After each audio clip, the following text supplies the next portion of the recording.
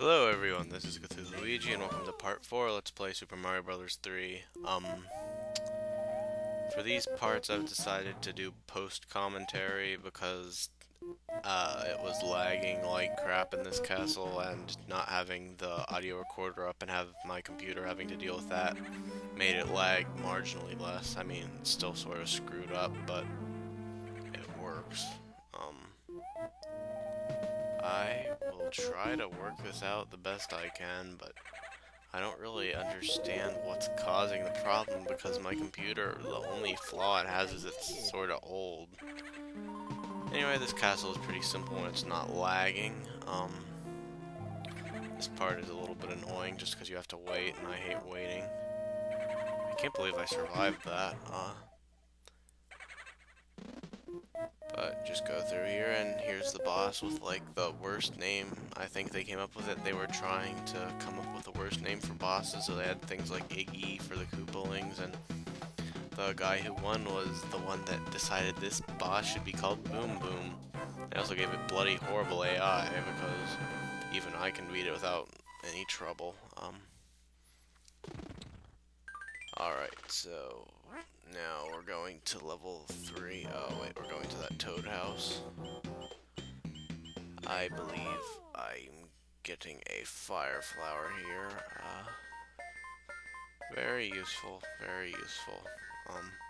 I should probably cut out extraneous things like that, but I don't know. I might have to revert to my other capture program if I can get it to work. I tried it and it was sort of lagging badly, but for some reason this new one makes the file types much bigger. I mean, I guess it's because it's better quality, but computer space over quality is what I say. This level always bugged me as a kid because the fire snakes are so annoying. The only way you can really kill them without a star is to get them to do what that one just did. If they're above you, they'll go down 2 levels to jump down. They can't go down 1 level. And that means they go through the floor if they are in that kind of a situation. Pretty simple trick, but it gets annoying. I don't know if I...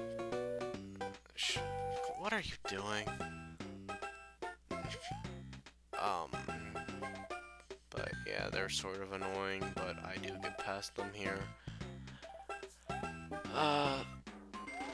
The star helps, but it's more efficient to just ignore them. Unless you really want to exact your revenge on them, which, in case the star is helpful. This is annoying, this whole thing. I thought it would be wacky and break some of the blocks for no reason, and it did not turn out very well for me. The game is actually pretty generous if you get into a situation like that. Alright, I used a fire flower here because I know I'm kind of bad at beating Boomerang Brothers on their own.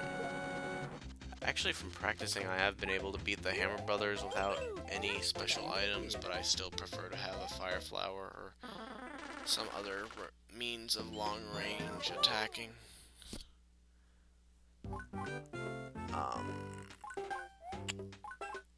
If I contemplate whether I want this or a feather more, or a leaf more, and I think I settle on the leaf, while wasting several precious seconds of my life in the decision making.